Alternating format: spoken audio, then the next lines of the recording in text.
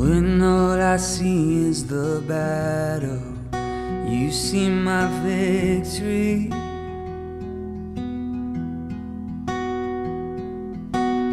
When all I see is the mountain, you see a mountain move.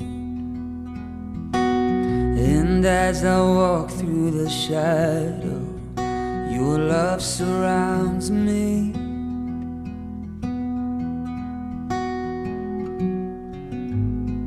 There's nothing to fear now, for I am safe with you. So when I fight, I'll fight on my knees, with my hands lifted high. Oh God, the battle belongs to you. Every fear I lay at your feet, I'll sing through the night. Oh God, the battle belongs to you. Belongs to you.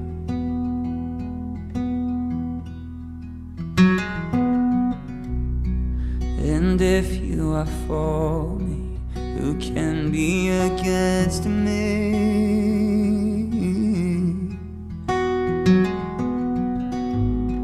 For Jesus, there's nothing impossible for you. When all I see are the ashes, you see the beauty. Thank you, God. When all I see is a cross, God, you see the empty tomb. So when I fight, I'll fight on my knees, with my hands lifted high. Oh God, the battle belongs to you. And every fear I lay at your feet, and I sing through the night. Oh God, the battle belongs to you. An almighty fortress, you go before us. Nothing can stand against the power of our God. You shine in the shadow, you in every battle. Nothing can stand against the power of our God. An almighty fortress, you go before us. Nothing can stand against the power of our God. You shine in the shadow, you in every battle. Nothing can stand against the power of our God. An almighty fortress, you go before us. Nothing can stand against the power of our God. You shine in the shadow, you win every battle. Nothing can stand against the power of our God. So when I fight, I'll fight on my knees, with my hands lifted high. Oh God, the battle belongs to you. And every fear I lay at your feet, and I'll sing through the night. Oh God, the battle belongs to you. And oh God, the battle belongs to you. And oh God, the battle belongs to you.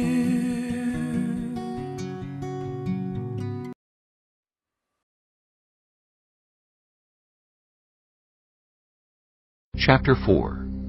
The Lord said to Moses, Say to the Israelites, when anyone sins unintentionally and does what is forbidden in any of the Lord's commands, if the anointed priest sins, bringing guilt on the people, he must bring to the Lord a young bull without defect as a sin offering for the sin he has committed. He is to present the bull at the entrance to the tent of meeting before the Lord. he is to lay his hand on its head and slaughter it there before the Lord. Then the anointed priest shall take some of the bull's blood and carry it into the tent of meeting. He is to dip his finger into the blood and sprinkle some of it 7 times before the Lord, in front of the curtain of the sanctuary. The priest shall then put some of the blood on the horns of the altar of fragrant incense that is before the Lord in the tent of meeting. The rest of the bull's blood he shall pour out at the base of the altar of burnt offering at the entrance to the tent of meeting. He shall remove all the fat from the bowl of the sin offering, all the fat that is connected to the internal organs, both kidneys with the fat on them near the loins, and the long lobe of the liver, which he will remove with the kidneys, just as the fat is removed from the ox sacrificed as a fellowship offering. Then the priest shall burn them on the altar of burnt offering.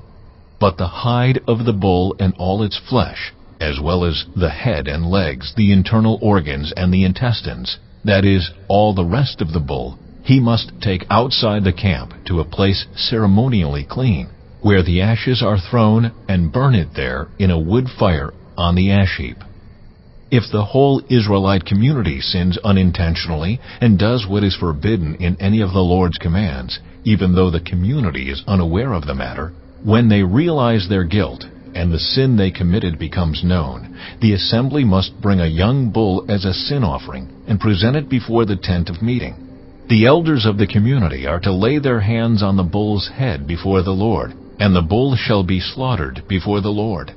Then the anointed priest is to take some of the bull's blood into the tent of meeting. He shall dip his finger into the blood and sprinkle it before the Lord 7 times in front of the curtain.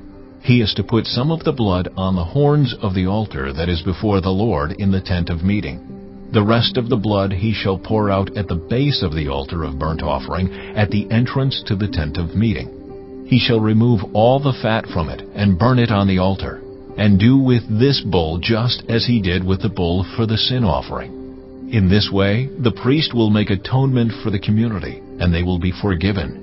Then he shall take the bull outside the camp and burn it as he burned the first bull. This is the sin offering for the community. When a leader sins unintentionally and does what is forbidden in any of the commands of the Lord his God, when he realizes his guilt and the sin he has committed becomes known, he must bring as his offering a male goat without defect. He is to lay his hand on the goat's head and slaughter it at the place where the burnt offering is slaughtered before the Lord. It is a sin offering. Then the priest shall take some of the blood of the sin offering with his finger and put it on the horns of the altar of burnt offering and pour out the rest of the blood at the base of the altar.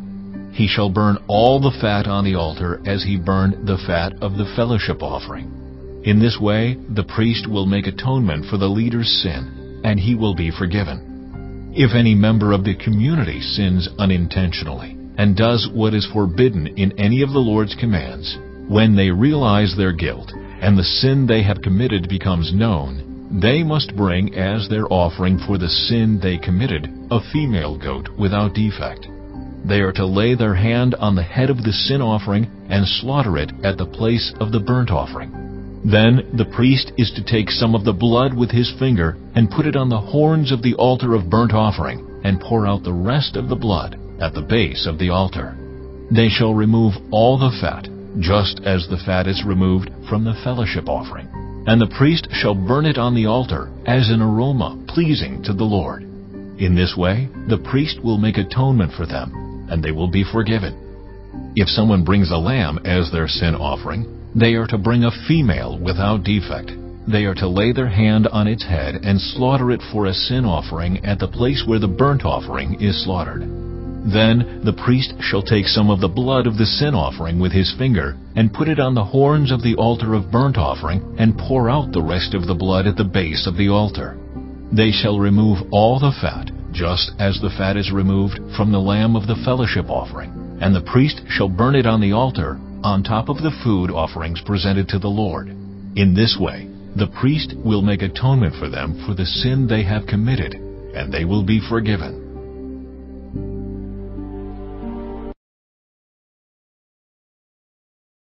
Chapter 5. If anyone sins because they do not speak up when they hear a public charge to testify regarding something they have seen or learned about, they will be held responsible. If anyone becomes aware that they are guilty, if they unwittingly touch anything ceremonially unclean, whether the carcass of an unclean animal, wild or domestic, or of any unclean creature that moves along the ground, and they are unaware that they have become unclean, but then they come to realize their guilt, or if they touch human uncleanness, anything that would make them unclean, even though they are unaware of it, but then they learn of it and realize their guilt, or if anyone thoughtlessly takes an oath to do anything, whether good or evil, in any matter one might carelessly swear about, even though they are unaware of it, but then they learn of it and realize their guilt. When anyone becomes aware that they are guilty in any of these matters, they must confess in what way they have sinned.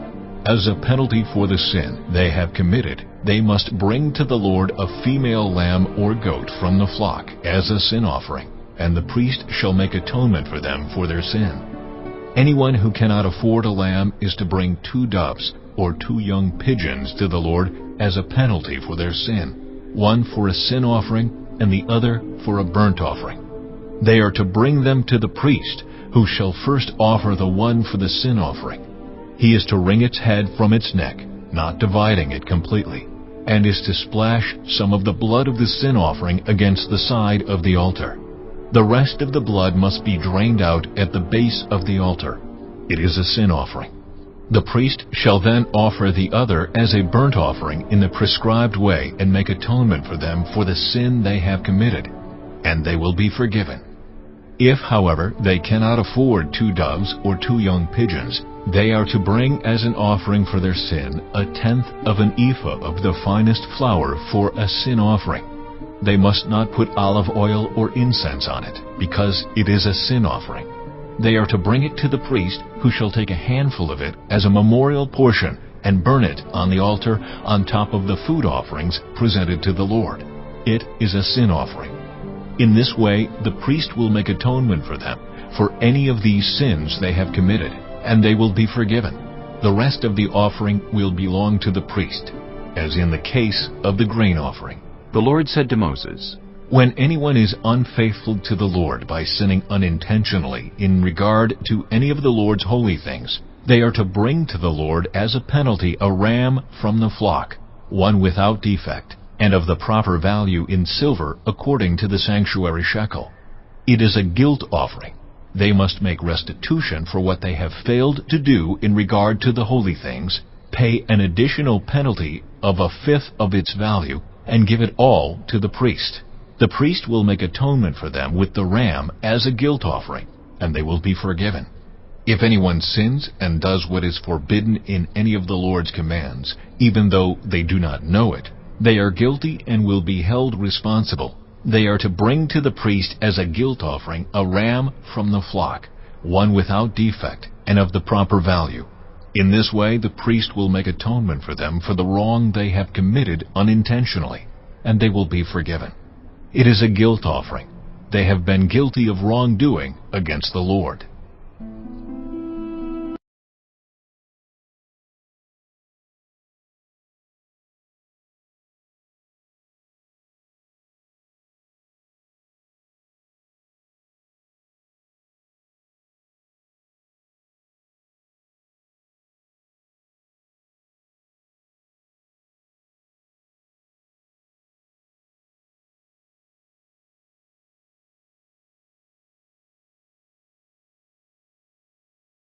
Chapter 12. 6 days before the Passover, Jesus came to Bethany, where Lazarus lived, whom Jesus had raised from the dead. Here a dinner was given in Jesus' honor. Martha served, while Lazarus was among those reclining at the table with him. Then Mary took about 1 pint of pure nard, an expensive perfume. She poured it on Jesus' feet and wiped his feet with her hair. And the house was filled with the fragrance of the perfume. But one of his disciples, Judas Iscariot, who was later to betray him, objected. Why wasn't this perfume sold and the money given to the poor? It was worth a year's wages. He did not say this because he cared about the poor, but because he was a thief. As keeper of the money bag, he used to help himself to what was put into it. "Leave her alone," Jesus replied. "It was intended that she should save this perfume for the day of my burial. You will always have the poor among you, but you will not always have me." Meanwhile, a large crowd of Jews found out that Jesus was there, and came not only because of him, but also to see Lazarus, whom he had raised from the dead. So the chief priests made plans to kill Lazarus as well, for on account of him, many of the Jews were going over to Jesus and believing in him. The next day, the great crowd that had come for the festival heard that Jesus was on his way to Jerusalem. They took palm branches and went out to meet him, shouting, "Hosanna! Blessed is he who comes in the name of the Lord! Blessed is the King of Israel!"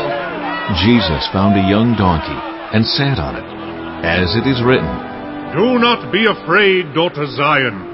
See, your king is coming, seated on a donkey's colt." At first his disciples did not understand all this. Only after Jesus was glorified did they realize that these things had been written about him and that these things had been done to him. Now the crowd that was with him when he called Lazarus from the tomb and raised him from the dead continued to spread the word.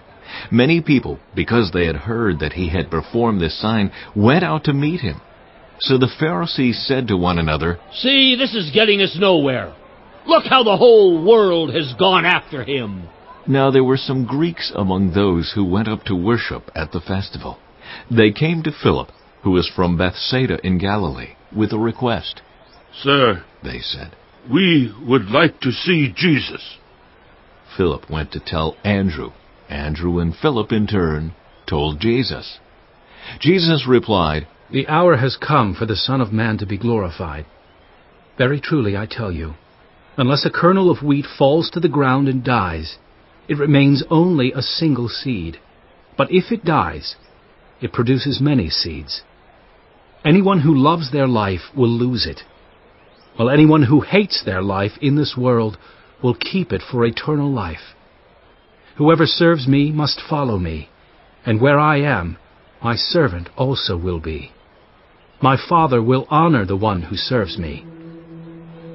Now my soul is troubled, and what shall I say? Father, save me from this hour?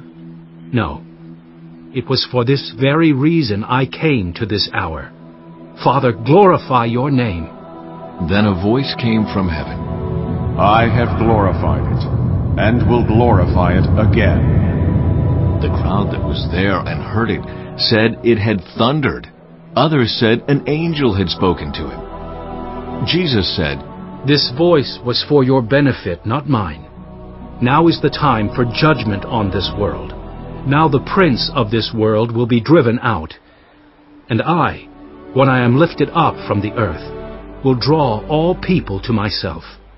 He said this to show the kind of death he was going to die. The crowd spoke up. "We have heard from the law that the Messiah will remain forever. So how can you say the Son of Man must be lifted up? Who is this Son of Man?" Then Jesus told them, "You are going to have the light just a little while longer.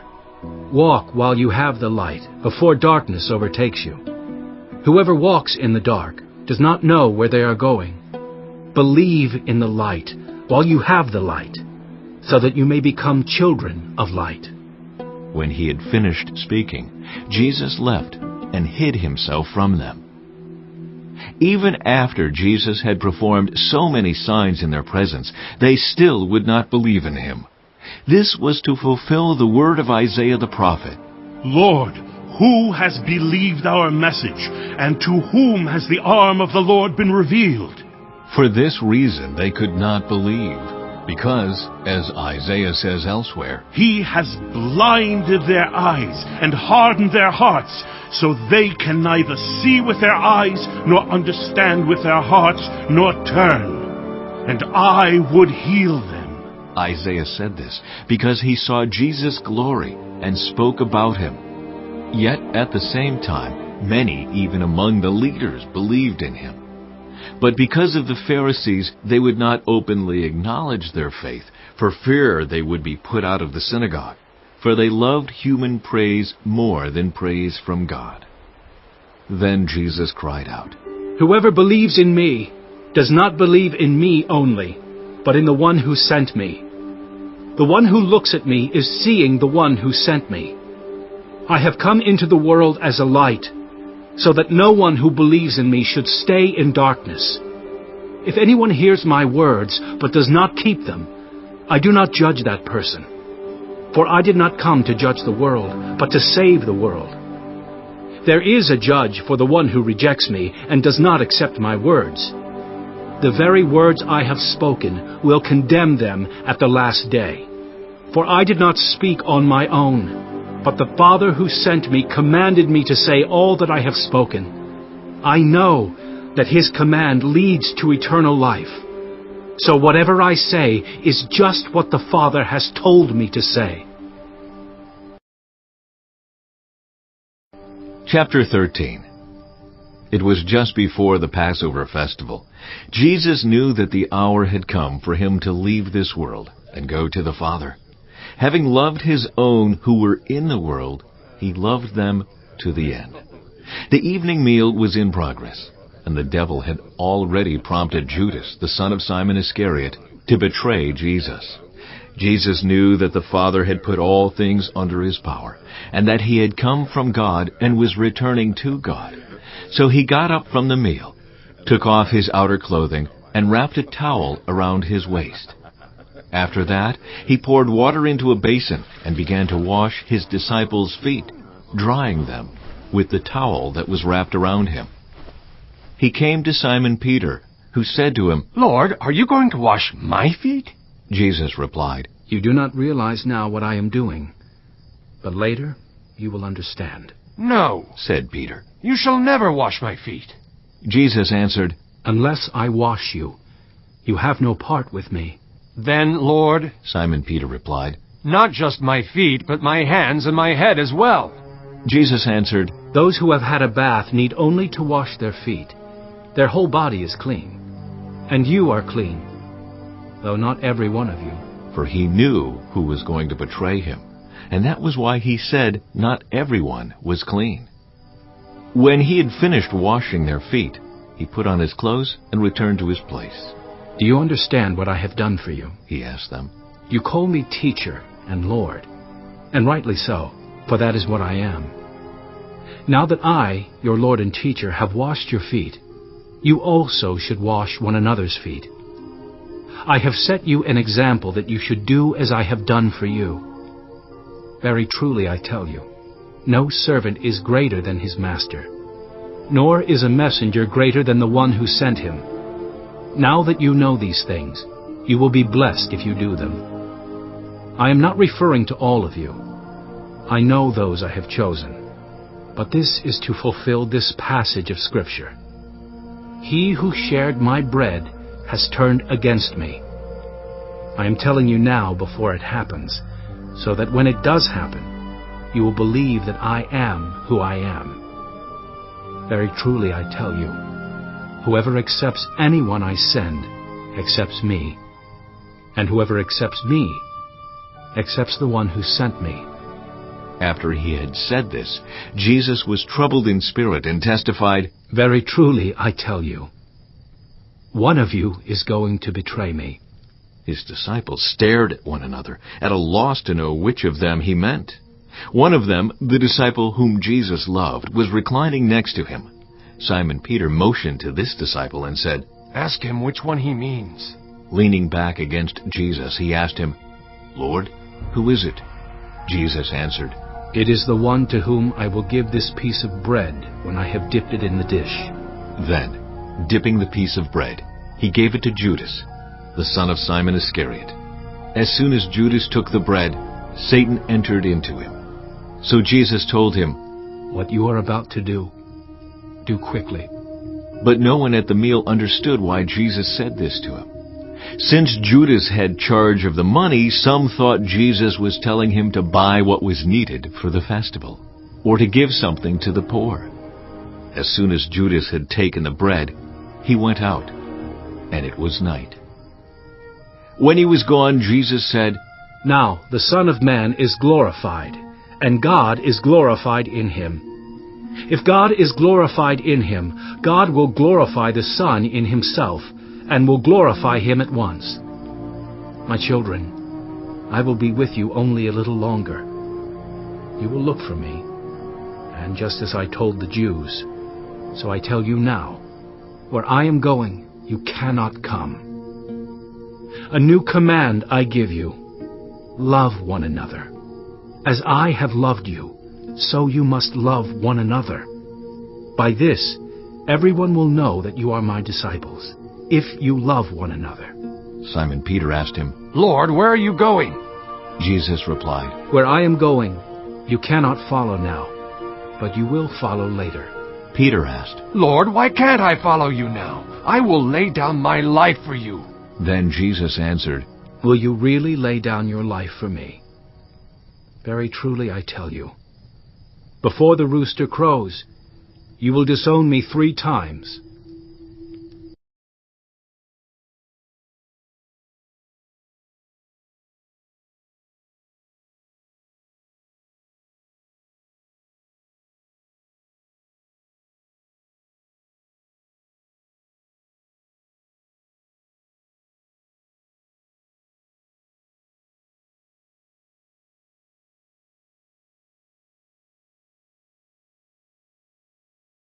Psalm 90, a prayer of Moses, the man of God.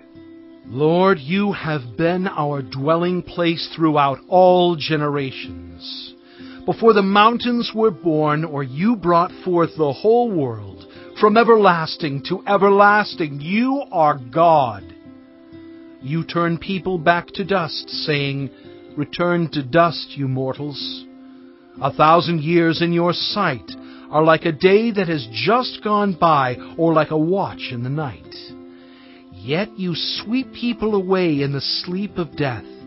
They are like the new grass of the morning. In the morning it springs up new, but by evening it is dry and withered.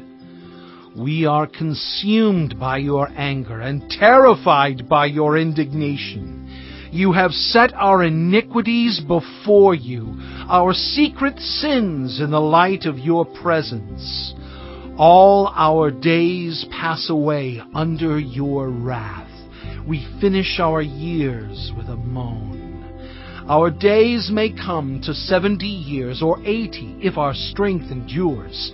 Yet the best of them are but trouble and sorrow, for they quickly pass and we fly away. If only we knew the power of your anger.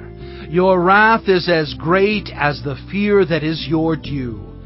Teach us to number our days, that we may gain a heart of wisdom. Relent, Lord. How long will it be? Have compassion on your servants. Satisfy us in the morning with your unfailing love, that we may sing for joy and be glad all our days. Make us glad for as many days as you have afflicted us, for as many years as we have seen trouble. May your deeds be shown to your servants, your splendor to their children. May the favor of the Lord our God rest on us. Establish the work of our hands for us. Yes, establish the work of our hands. Psalm 91. Whoever dwells in the shelter of the Most High will rest in the shadow of the Almighty. I will say of the Lord, He is my refuge and my fortress, my God in whom I trust. Surely He will save you from the fowler's snare and from the deadly pestilence. He will cover you with His feathers, and under His wings you will find refuge. His faithfulness will be your shield and rampart. You will not fear the terror of night, nor the arrow that flies by day, nor the pestilence that stalks in the darkness, nor the plague that destroys at midday. 1,000 may fall at your side, 10,000 at your right hand, but it will not come near you. You will only observe with your eyes and see the punishment of the wicked. If you say, "The Lord is my refuge," and you make the Most High your dwelling, no harm will overtake you, no disaster will come near your tent. For he will command his angels concerning you to guard you in all your ways. They will lift you up in their hands so that you will not strike your foot against a stone. You will tread on the lion and the cobra. You will trample the great lion and the serpent. Because he loves me, says the Lord, I will rescue him. I will protect him, for he acknowledges my name. He will call on me, and I will answer him. I will be with him in trouble. I will deliver him and honor him. With long life I will satisfy him and show him my salvation.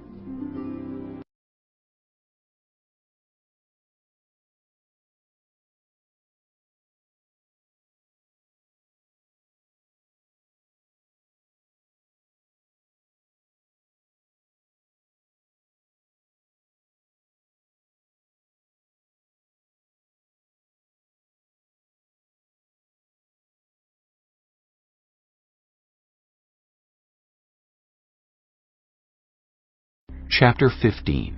A gentle answer turns away wrath, but a harsh word stirs up anger. The tongue of the wise adorns knowledge, but the mouth of the fool gushes folly. The eyes of the Lord are everywhere, keeping watch on the wicked and the good. The soothing tongue is a tree of life, but a perverse tongue crushes the spirit. A fool spurns a parent's discipline, but whoever heeds correction shows prudence. The house of the righteous contains great treasure, but the income of the wicked brings ruin. The lips of the wise spread knowledge, but the hearts of fools are not upright. The Lord detests the sacrifice of the wicked, but the prayer of the upright pleases him. The Lord detests the way of the wicked, but he loves those who pursue righteousness. Stern discipline awaits anyone who leaves the path. The one who hates correction will die. Death and destruction lie open before the Lord. How much more do human hearts? Mockers resent correction, so they avoid the wise. A happy heart makes the face cheerful, but heartache crushes the spirit. The discerning heart seeks knowledge, but the mouth of a fool feeds on folly. All the days of the oppressed are wretched, but the cheerful heart has a continual feast. Better a little with the fear of the Lord than great wealth with turmoil. Better a small serving of vegetables with love than a fattened calf with hatred. A hot-tempered person stirs up conflict, but the one who is patient calms a quarrel. The way of the sluggard is blocked with thorns, but the path of the upright is a highway. A wise son brings joy to his father, but a foolish man despises his mother. Folly brings joy to one who has no sense, but whoever has understanding keeps a straight course.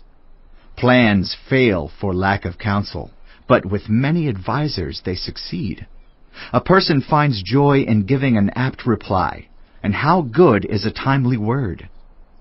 The path of life leads upward for the prudent, to keep them from going down to the realm of the dead. The Lord tears down the house of the proud, but he sets the widow's boundary stones in place. The Lord detests the thoughts of the wicked, but gracious words are pure in his sight. The greedy bring ruin to their households, but the one who hates bribes will live. The heart of the righteous weighs its answers, but the mouth of the wicked gushes evil.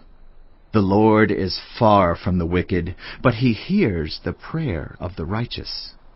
Light in a messenger's eyes brings joy to the heart, and good news gives health to the bones. Whoever heeds life-giving correction will be at home among the wise. Those who disregard discipline despise themselves, but the one who heeds correction gains understanding. Wisdom's instruction is to fear the Lord, and humility comes before honor.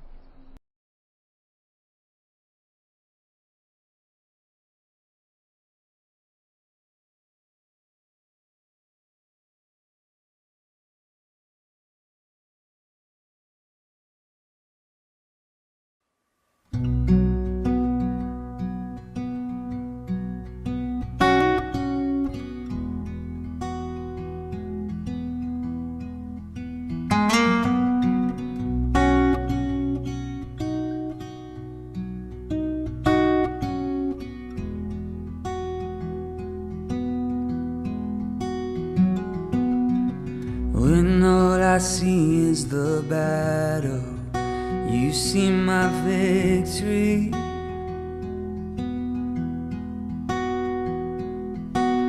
When all I see is the mountain, you see a mountain move. And as I walk through the shadow, your love surrounds me.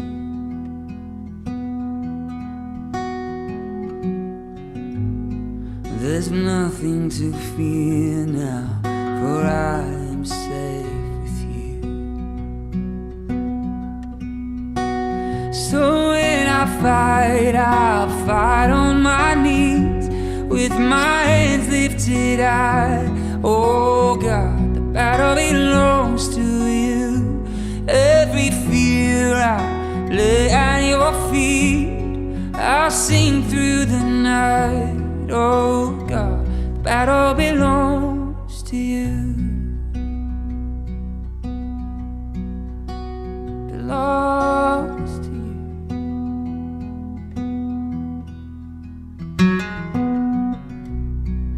And if you are for me, who can be against me?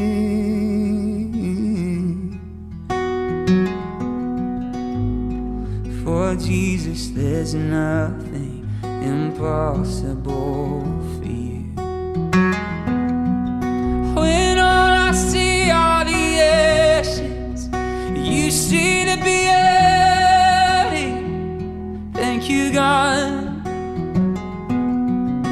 When all I see is a growth, God, you see the empty tomb. So when I fight, I'll fight on my knees, with my hands lifted high. Oh God, the battle belongs to you. And every fear I lay at your feet, and I'll sing through the night. Oh God, the battle belongs to you. An almighty fortress, you go before us. Nothing can stand against the power of our God. You shine in the shadow, you win every battle. Nothing can stand against the power of our God. An almighty fortress, you go before us. Nothing can stand against the power of our God. You shine in the shadow, you win every battle. Nothing can stand against the power of our God. An almighty fortress, you go before us. Nothing can stand against the power of our God. You shine in the shadow, you win every battle. Nothing can stand against the power of our God. So when I fight, I'll fight on my knees, with my hands lifted high. Oh God, the battle belongs to you. And every fear I lay at your feet, and I'll sing through the night. Oh God, the battle belongs to you. And oh God, the battle belongs to you. And oh God, the battle